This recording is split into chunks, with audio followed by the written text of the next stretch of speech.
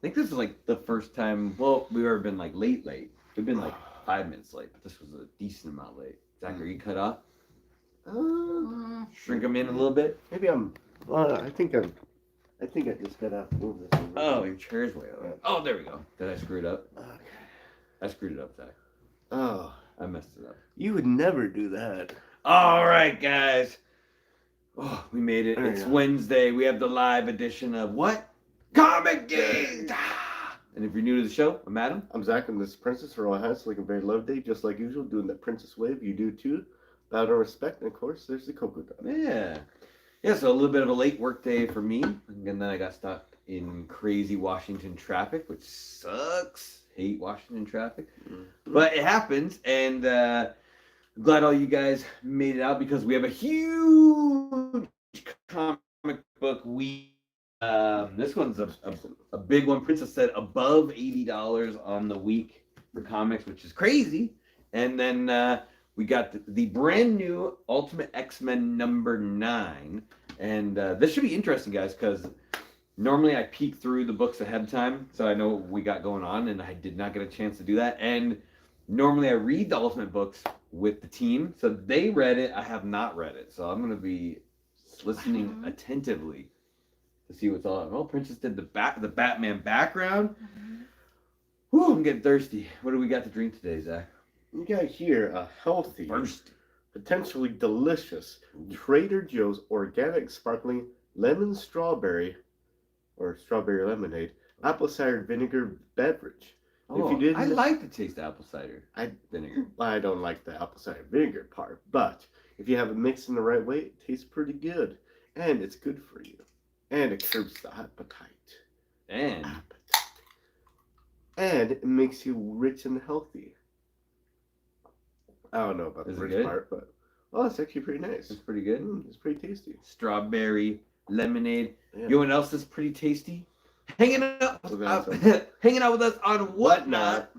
We will be on this Saturday, guys, so come join us. Adam and Zach will be on early at 3 p.m. Pacific Standard Time. Dollar Star 30-second auctions. We got all the games you want at the prices you need. And right after that, Princess will be on at 6 p.m. Will there be polls?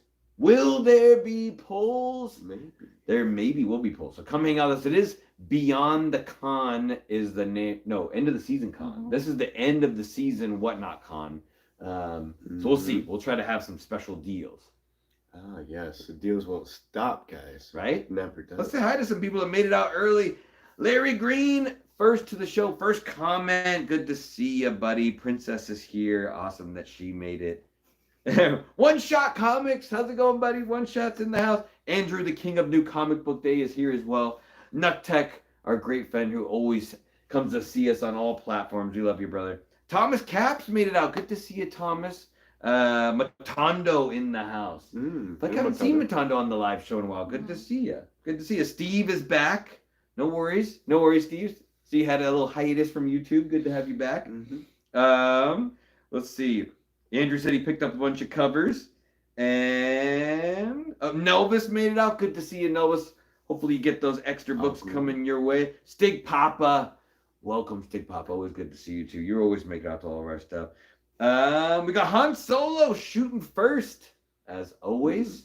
Hopefully you're getting that extra good beverages at the cantina. Yeah. Gary V, the nicest guy on YouTube, made out. And Agu. Peering from the background. How's it going, Agu? Lurking. Yeah, we saw you in that famous video putting the books in the mystery mail call. You did a good job on that one, dude.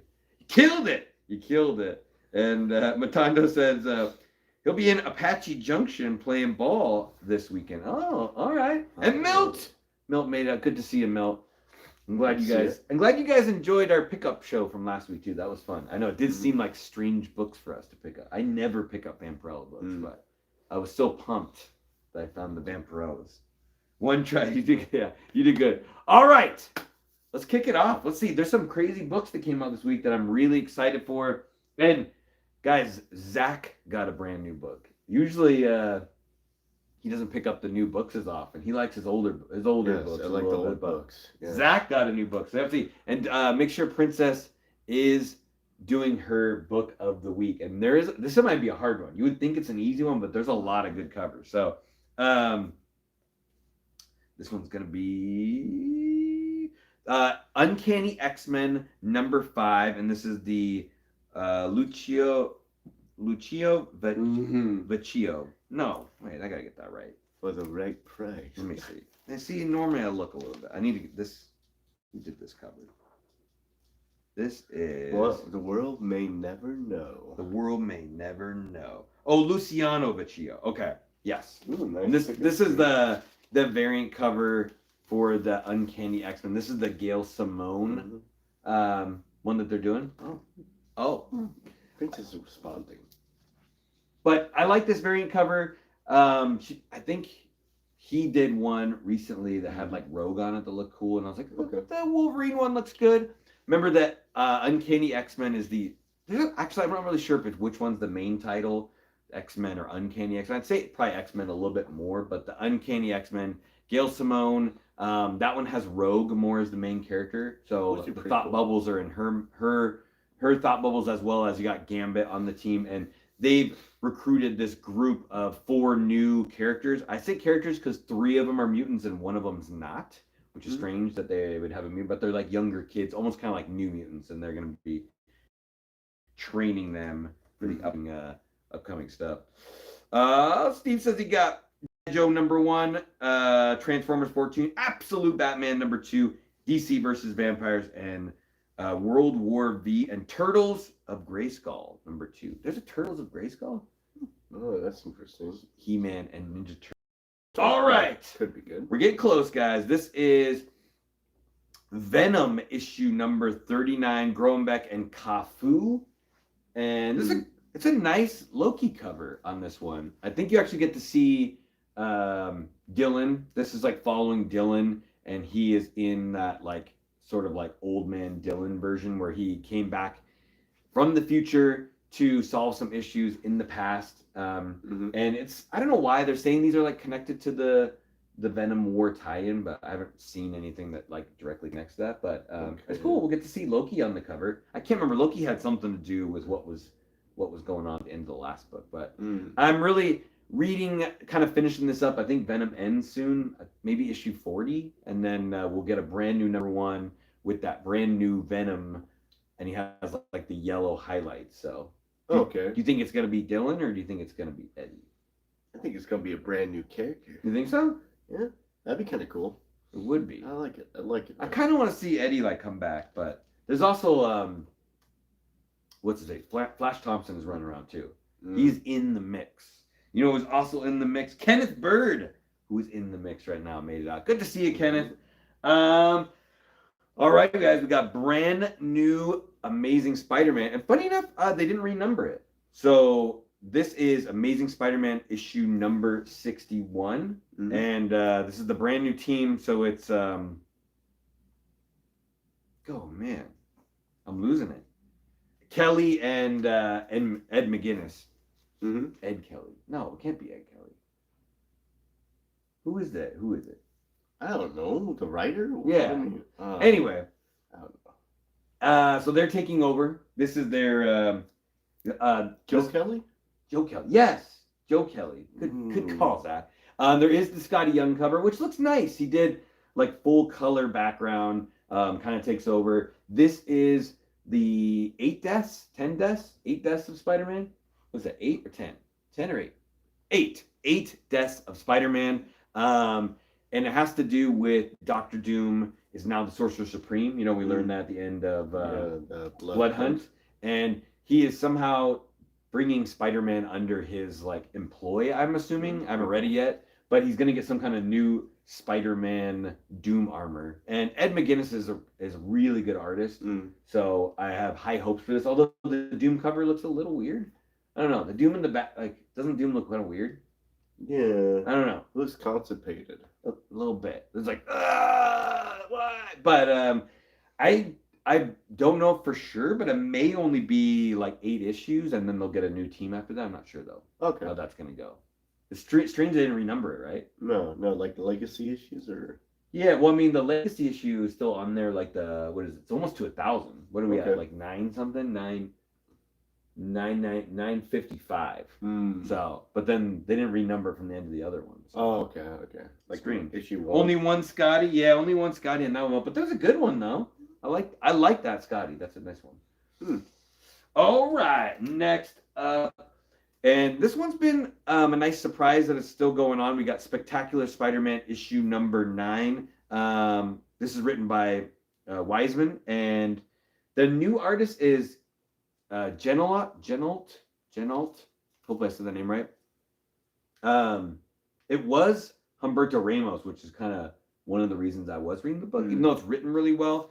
The last phase or the last arc ended, and they kind of fixed a lot of the problem. But everyone that had their like mind screwed up from like the Hammerhead, it was like Hammerhead and Arcade and Mentalo had this weird machine that would like give you your every once while like trying to like read your mind and steal your bank numbers, right? Oh, okay. Learn your bank. I don't know if it's actually still bank numbers, but now they're like interviewing the people that had their lives screwed with them, and they're trying to fix it. So we'll see. But it's been a fantastic book. I'm not sure. I wonder how much longer it'll go if like a bunch of people are buying it. There's not like they're doing a whole bunch of variant covers for it either. But I still really like it. Yeah, Andrew says great slice of life book. Definitely down to earth. You get to see Peter go to like go get coffee, which is nice. Sometimes they have to eat and get coffee, right? Yeah. Right. Coffee sounds nice. We've got, and I have no idea. Do you know who wrote this? Who wrote it? Princess doesn't know. I don't know either. This is Marvel or X-Men, I should say, is doing a whole bunch of like solo title books, which I'm not like upset about, but I feel like it's too much. Like everybody has their own dang book now, which is kind of crazy. But this is that looks good. I like the artwork inside. Let me see. There's no starting page. How come they keep doing that, Zach? I don't know. Tell them to not do that. Well, they that. do it like much later. Is it at the end? There was one book where I read where it's like all the way at the end. Oh, Alyssa Wong. Okay. So Alyssa Wong and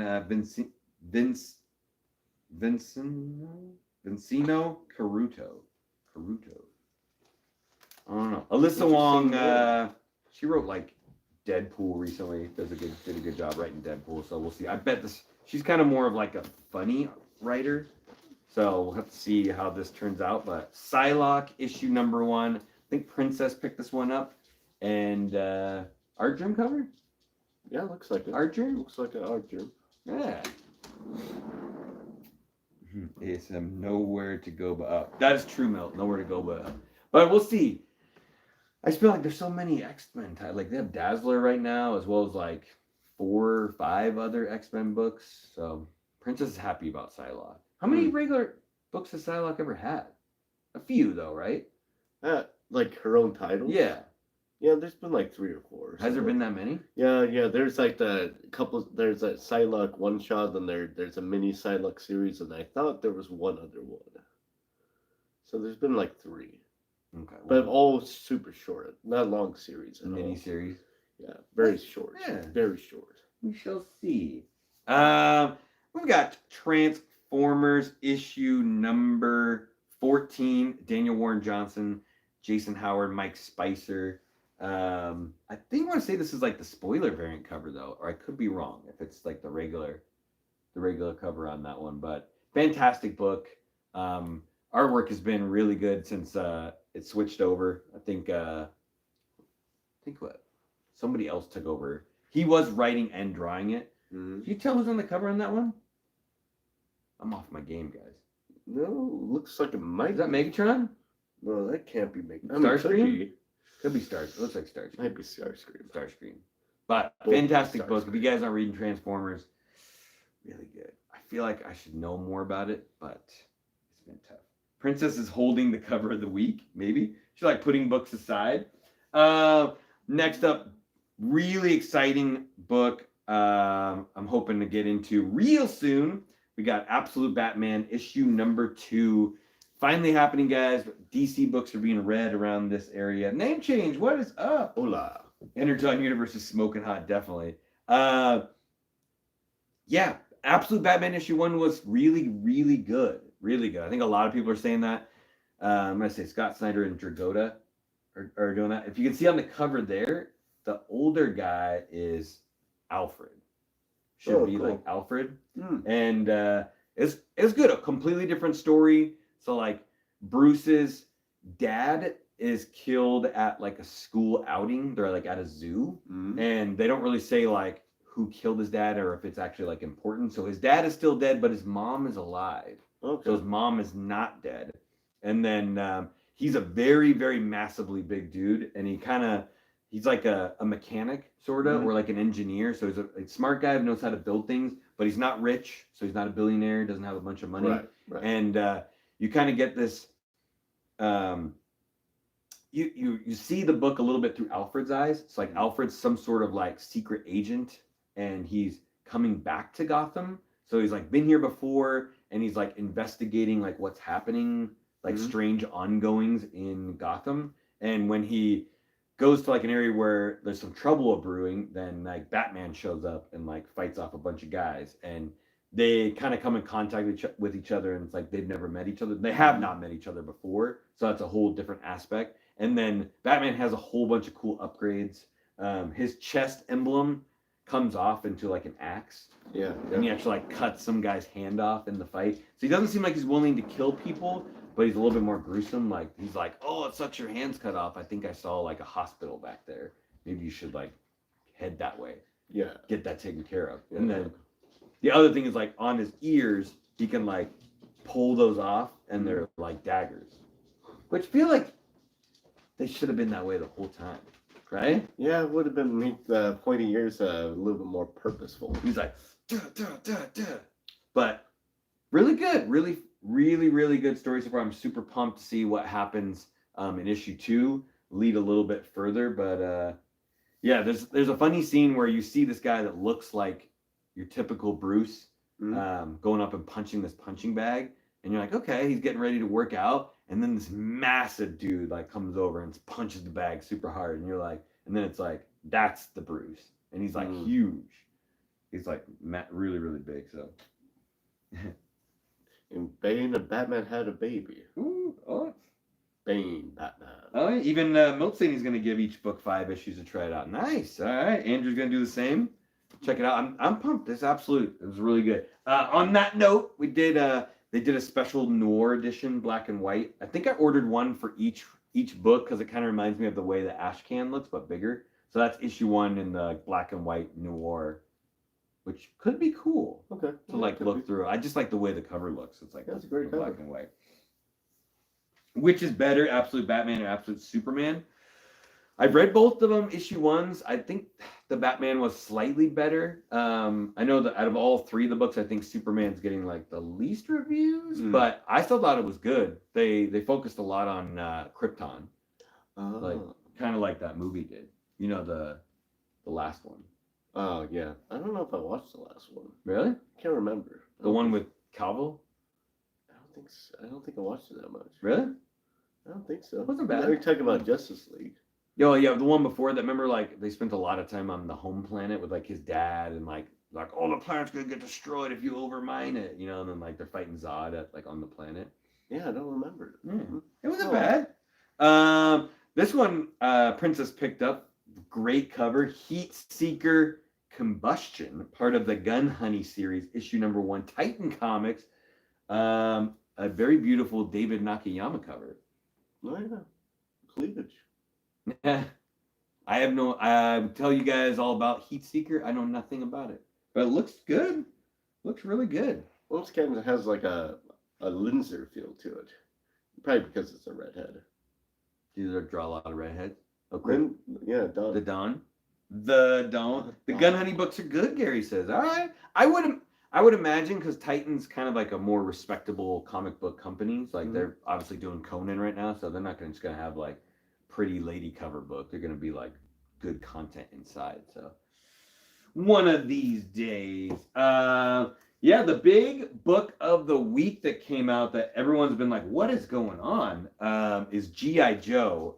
And I don't think we did not get regular cover A, but this is Joshua Williamson, who is a very good Superman writer, is writing this book. And we got Tom Riley and Jordi Belair. But we did get 3 variant covers. So this is the Huntress? No.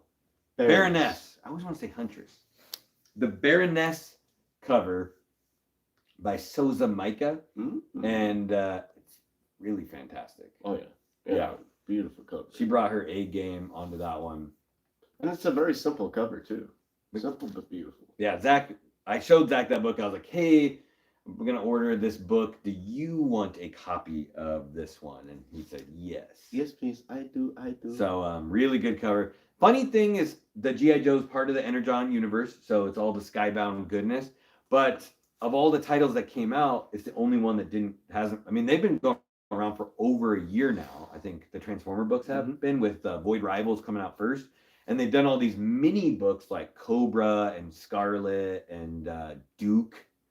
I was really excited about the Duke book. The Duke one. But yeah, then they didn't do G.I. Joe. So now we're getting like the full G.I. Joe treatment. And I don't remember if it was always that way in the cartoon, but like Cobra's from like an alternate dimension. Was that how it always was? I don't remember. I know I've seen a couple episodes. Yeah. But I don't remember.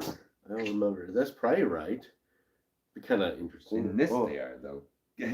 And we got, let's see, the extra ones. There's a David Nakayama G.I. Joe cover that goes well with that one. Is that the 1 in 10? Mm-hmm. That's the 1 in 10? Mm-hmm. Oh, shoot. Okay. Nice. Yeah, Princess was telling me about that. That's the 1 in 10 ratio. So our shop does have like the ratio set aside sometimes if you want to pick them up.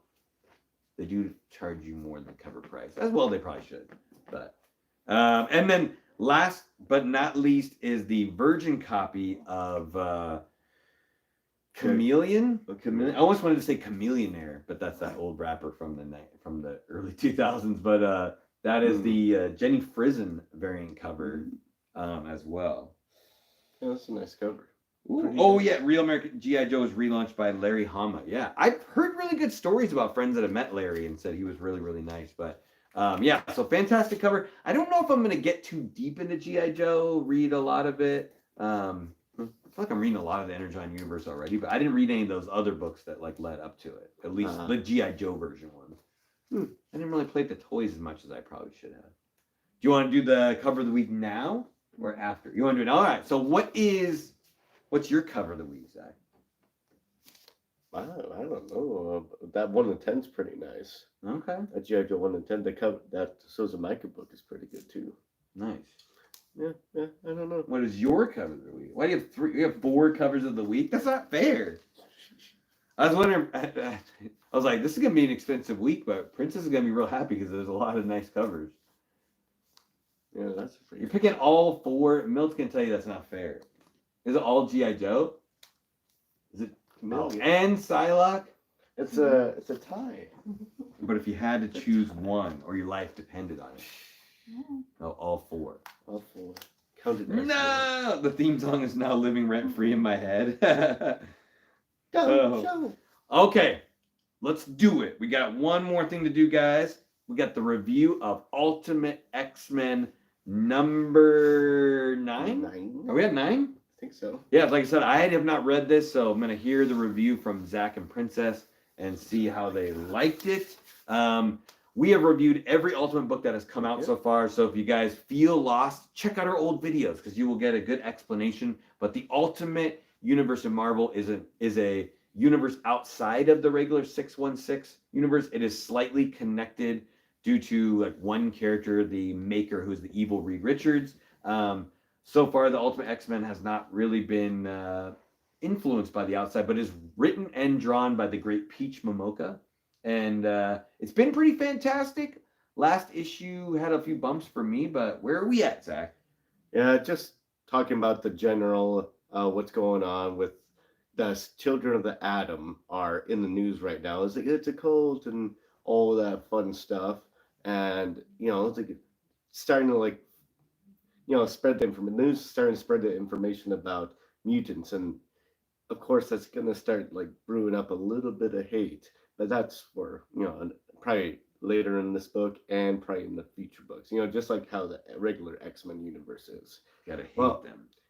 CLG, what's up, dude? hey, it shows multiple scenes. It shows Surge on a train. She's kind of depressed. It looks like it shows Mai watching TV with the grandparents, and the grandparents saying you should forgive your parents. And it shows them at school, and they're doing some kind of Hey, Dr. music Von class, Hoot, what's up? and they're worried about their two friends. The main group. They have two other friends. I think it's Hattori and something else that are actually part of the Children of the Atom, and they're MIA right now. Oh, like So- the Cyclops girl and the Bunny girl? I believe so. Yeah, Yeah. yeah. And they're MIA. They're not around. So it's right now. It's Hisako. I can't remember the Hisako, Nico, and Mai are walk around. Looks like there's some kind of event going on, some kind of festival that the children are starting to get prepared for. And the righteous as they were flipper, walking by, huzzah! one of the person that was saying, "You move this here, you move this here." Person's drinking a juice box and looks like intentionally squeezes the juice box as Hisako is walking by and gets her all like soaked up with juice. Showing that a lot of this information about mutants are being put in the news and it's causing hate to happen. So yeah, that's not cool. That's not cool. People need to be more accepting. But anyways, they get into a fight, and interesting enough, the person that flips out the most of the three people is Hisako. She's having some kind of inner turmoil, and she starts wrecking some of the festival props that they have made. And of course, that lands her in trouble. She has to go talk to one of the teachers, and she has to write an apology letter and all that fun stuff that, I was asked to write an apology letter before, and I said no. And we left it at that. We all left on good terms. She never had to write an apology letter? Huh? Oh, you in real life had to write an apology letter? Yeah, but I didn't do it. Huh. And Is this I'm from hoping- school? This was from school. Yes. I'm like, what kind of... No, anyways, what kind of BS is this? I'm not apologizing. The bully side is actually coming out. Yeah, that was like me in the 5th grade. But anyways. Then I took his lunch money. And then I took his Wolverado, lunch what's up? money. Sharky Marky, how's it going? Yes. And so Hisaku's a little turmoil. It almost seems like she's like could be potentially later on a villain, but they're like, nah, there could this should Like she might be turning bad? Yeah, Okay. maybe a little bit off kilter. Now it jumps to, the Shadow King is in the facility. He's having a breath mask on, has a thing over his head, and he's like, "Oh my god, what's going on?" And then Meister, weirdest villain ever, he's like, "Is he a boss? It doesn't look like he's a boss. He looks like he's like a stooge, but it shows him as the leader of the Children of the Atom, and he's trying to get in touch with the Viper, the person that is either his boss or slight superior. I don't know, it's kind of confusing. Which the Viper's like the same girl from the Wolverine movie, right? Yeah. I think she's supposed to be like the head of Hyde. Or the Serpent Society, right? Serpent Part of Society. the Serpent Society. Yeah. And it looks like Maestro's trying to keep this whole thing going, but he doesn't really have a lot of support from Viper because she's MIA. And that's not cool. Anyways, Shadow King's getting curious. He wants to check out that person that mysteriously was shown in an issue or two before. He's like strung up and things are coming out of him, and they're saying that he's potentially the Wolverine character. Yeah. Okay. He's Colt. Of course, he's not Colt the Wolverine. He's Colt something else, and I'll get to that in a second. But he's strung up, and they're saying that basically he's the reason why people are getting powers. Oh. They're using his blood. So it's the guy strung up, not the Shadow King guy. Oh, Art Chemist, what's up? No, the Shadow King guy is going up and seeing who this person is. And as you can see right here, he looks like a feral, kind of muscly beast. Oh, yeah. But they call him, he keeps on saying that it's like, this will save them, this will save them. And, the chosen one, is called the Shadow King. So he's like, hey, it's like, am I free? Are you Really good, Art Chemist. Are you able to perform a miracle? Are you able to kill me? So I'm pretty sure Oh, like he's saying he can't be he killed. can't be killed. Oh, okay. Yeah, and he's like, "Kill me, free me, end the world." And it doesn't look like that's. It looks like they led him astray, and they call him Akihiro. Okay. Well, that seems like a Akihiro, lot of people in the book have like a Japanese version of their name too. yeah, which could mean like feral beast. I don't know. And yeah, so basically, just called him a fool. Well, Shadow King called Wolverine a fool, and he kind of looks foolish. He has all of these cords coming out of his mouth that he's trying to talk to them. And now, next scene, not very good. Maze looks like she's kind of sad. She's like watching her parents' house because they had this incident like probably weeks and weeks back where she's like, I can't go home and my parents don't love me. And she sees that her dad leaves the house and then meets up with this random lady that you come to realize is Surge. And you find out that the dad's stepping out on her mom. And she's like, what the hell are you doing, Dad? It's like, mind your own business, kid. Stirring out trouble, staying out late at night, not checking in with your grandma. I knew you were a bad kid, even when you were with us. Her and now dad you're was with, already kind of a piece of crap. Yeah. Right? Yeah. yeah, and all that. And of course, she's very mad about that. Now she's confronting Surge, like, what you trying to do? It's like, yeah, I'm just trying to make some money. Not in that kind of way. Apparently, there's this thing where you can just hang out with young girls, hang out with older men. They buy them food and give them money and all that. And that's I guess a kind of like a one step below that certain business. A business transaction. Yes, exactly. All right. But without that kind of transaction, and The companionship. main Surge are saying some harsh words, and of course they get into a mutant fight, and they start shooting maybe lightning and Wolverado. wind at each other, and well, May goes a little bit crazy on her Tommy, and welcome in. messes Look up her arm. Shoots it with a bunch of lightning, even though Surge controls lightning, and she's like, "Oh no, that freaking hurt." And I think I actually skipped the page. It's like a battle of the elements, huh? So Yeah. like they're both like fire and they're like Yeah, lightning, and then Surge has lightning too. I think she was like overloaded or something on Oh. her hand, and like her hand is obviously all kind of messed up, and the May's like, "Oh no, I didn't mean to hurt you," and she's like, she's obviously got way too many surges Like, into like her body. explode. Yeah, and she's like on the ground crying. It's like, "Hey, I'll call the cops." No, don't call the cops. Call my mom, or else they say something weird like they'll come after me too. It's like they're like, what? And of course, they also confirmed in this series that May did get her powers by them injecting the juice into her and the other kids, and the other kids that the bodies were because of that. So they're experimenting on children. So if they didn't survive after they give them the injection, then they just throw the body. They just throw the body away. Yeah, Oh, exactly. Okay. All right. Yeah, so it's the plot thickens. Here you go. All right. Yeah, I'll check it out. What do you guys get that like? Just that it got back on track. That was pretty hard to explain, but in fact, the read was pretty decent. It's a little bit slower than I would like. Not enough action. That end part of it was pretty good action, but I kind of want a little bit more steady flow of action. Steady flow of action. Wolverado's had an interest. He said the Akiro is Wolverine's kiddo, Dakin. Oh, That's in the regular universe. Not like, at least like that's the name that they use him in the 616. So confirmed by Andrew. So that's interesting. Wonder if that could be Dakin if they just switched right over. But all right. I mean, I feel like the book was a little easier to follow when there was less characters, but it is X-Men, so you kind of have to have a team. Yeah.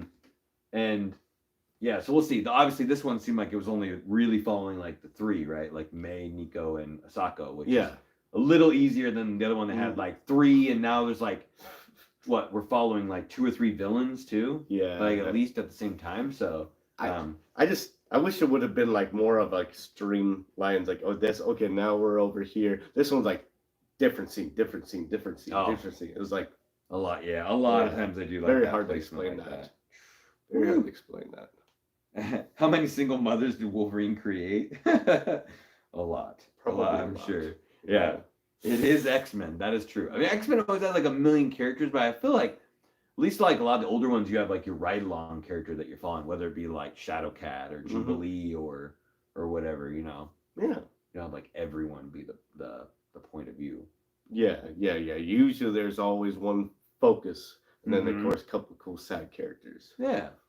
But yeah, that kind of wraps things up. Nothing else too crazy. We just started a little late today, but great week. I'm super pumped to read a bunch of new books. Like I said, we will be on Saturday on Whatnot, so come check it out. There'll be tons of great deals to be had, and we'll have a brand new video for Monday. I'm not even sure what we're gonna do, so this one might be we'll have to do some planning. Princess is gonna plan.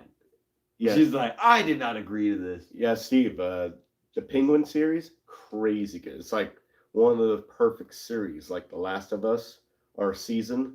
I was like, oh my god, it's like one of the perfect seasons. You'll enjoy the last episode. Oh, Big Scotty, really, what's up? How's it going, man? But I can't quit you, I know. there was one, I won't spoil it, but there's this one scene that kind of got me. It's like, oh no. Oh, the penguin? Yeah. Oh man. Yeah. Watch it all the way through. I don't think there'll be another season, but it was really, I don't think there'll be. Every single episode was good. But there's so many good things coming out right now. Like so many things to start pretty soon. So we will get into it. Oh, all right, guys. That's going to wrap things up. As always, do us a huge favor now. Stop what you're doing. Hit the like button for the princess. She loves it when she does. And she remembered the cover of the week. Subscribe to the channel. We're always putting out new content twice a week, sometimes 3 times. If you come hang out with us on Whatnot, you get to watch Zach dance. And anything else? Yeah, sure. How I do that is you have to get a blankie. Because sometimes you stay up a little late at night doing a show. You get real tired, and you really would like a blankie. Yes, that's how you get those sleep gains. Every single Zach one. does carry around a blankie. Yes. All right, guys. Until we see you next time, stay safe and remember. Get those gains. Good. Thank you, guys. Sleep well, everybody. Happy reading. Yes, of course that too. There's plenty of reading to be had.